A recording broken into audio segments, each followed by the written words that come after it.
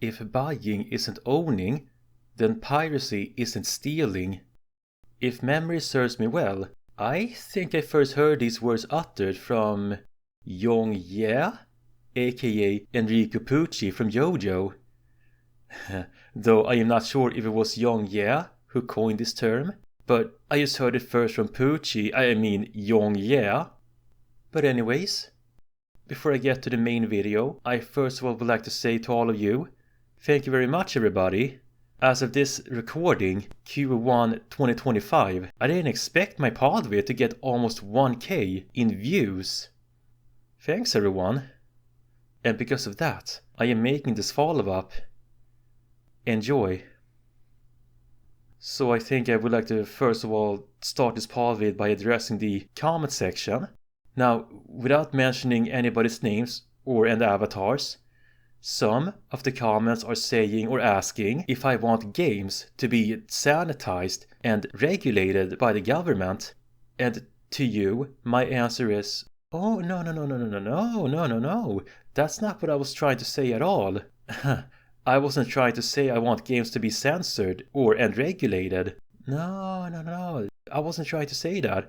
What I was really trying to say was that I want our local representatives and government to be aware that there are malicious practices in the gaming industry, like microtransactions, like horse armor-esque DLCs, and worst of all, gambling mechanics. That's what I was really trying to say.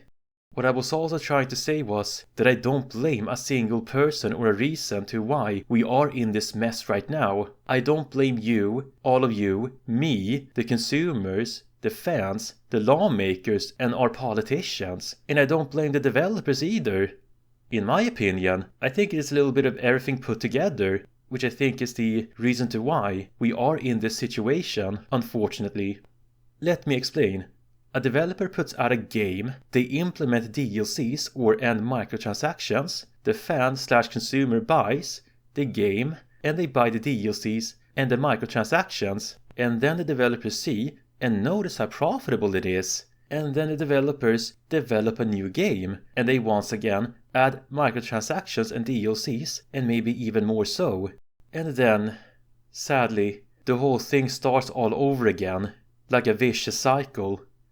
And our politicians, our local representatives don't seem to care or even notice that some of these malicious practices are going on in the gaming industry, like loot boxes or gambling mechanics. So I would like to make it very clear that I didn't mean for it to sound as if I wanted games to be regulated by the government like how it is in China. No, that's not what I want. I don't want governmental interference in my video games.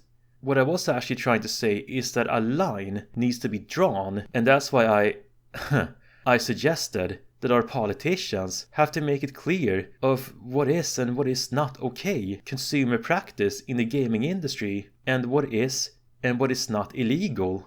In my opinion, some companies that implement microtransactions and gambling mechanics should be held accountable for these practices. Gambling is gambling. Full stop. They are not Kinder eggs. When I was young in the 1990s and the 2000s, we didn't have any of that. DLCs and microtransactions, we didn't have that. Instead, we had expansion packs.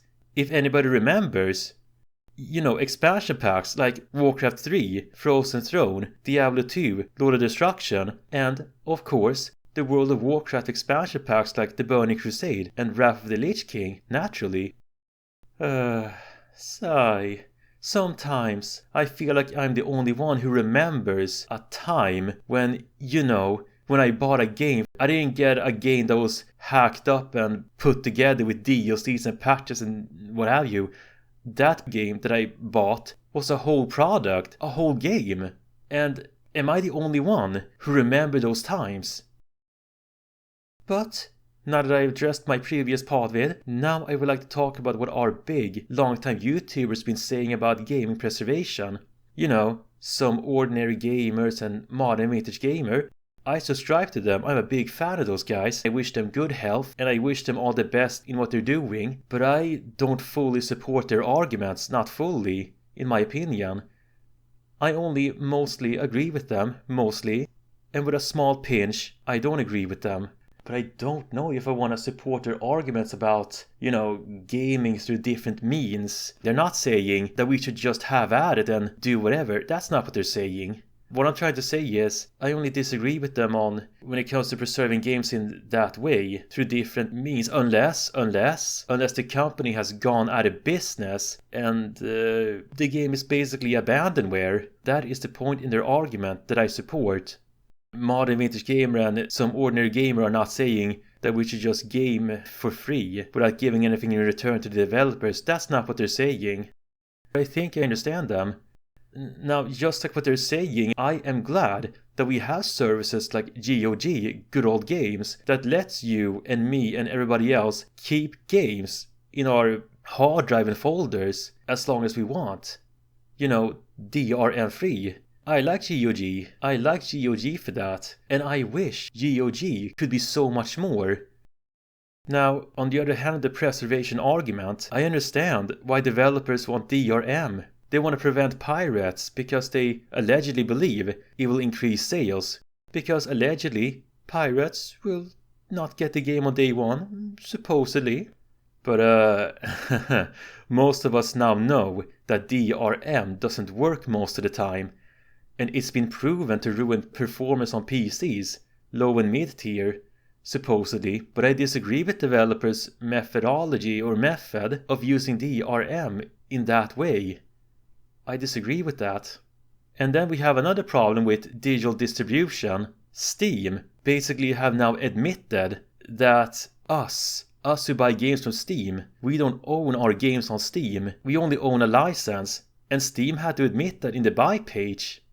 And because of the fact that Ubisoft deleted that racing game off of people's libraries, that's why people are quoting, if buying isn't owning, then piracy isn't stealing. And I understand why people are quoting that. I get it. But there must be another way. Because sometimes I feel like people are just using alternative methods just to spite the developers. But it shouldn't be that way. Please don't do it out of spite. There must be a different way, I hope. But I do understand why people are quoting that. I do. And you know what? Do you want to know what our local representatives are saying about that quote? They beg to differ. But whether it is or not morally or legally correct to use different means to play games for free, that I do not really know, morally or legally. That, unfortunately, will be another story for another time, maybe for another PodVid. But you know what? About the whole legal versus moral argument, I found this article that reads, after shutting down several popular emulators, Nintendo admits emulation is legal. I am not going to go too much into detail with that, but in the 3 bulletin TLDRs, it reads, the top IP lawyer at Nintendo agreed that emulators are technically legal at a panel for intellectual property rights. And the internet celebrated. Nintendo had to admit that they are in the wrong legally. Now, Nintendo morally are correct, morally. But they had to admit that legally they are not correct, not legally. And those are two completely different things, by the way. When you think you are morally correct versus when you are legally correct. Now, Nintendo may not be legally correct here, but I think Nintendo is only morally correct.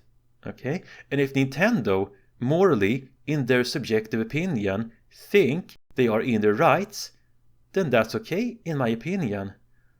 But the end result is still the same. They are not legally correct, I am afraid.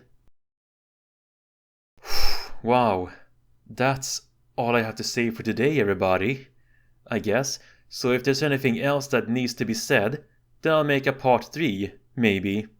And thanks for the 1K views for my previous PodVid. Thanks a lot, guys.